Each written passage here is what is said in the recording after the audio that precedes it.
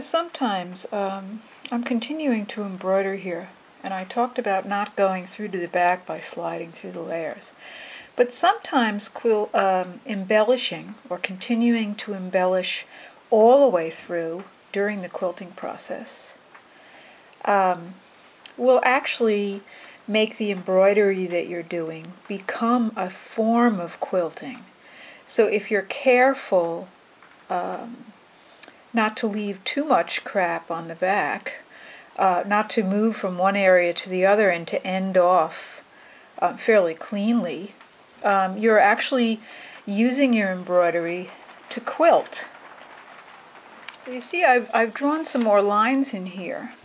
and I am doing my embroidery so that it shows on the back. And the only thing you really have to worry about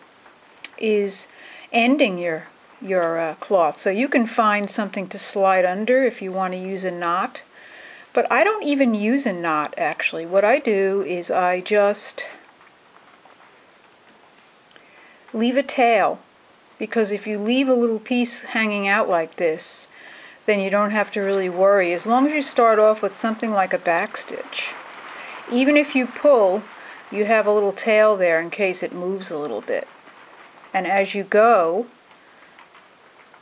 it will secure it enough not to worry, and then you can clip this off later.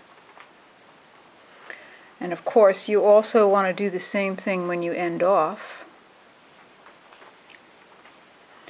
is to do your line of embroidery going all the way to the back, and then instead of trying to knot or anything at the end, take an extra back stitch and then slide between the layers again and clip off, and that way you'll get a fairly clean line of embroidery,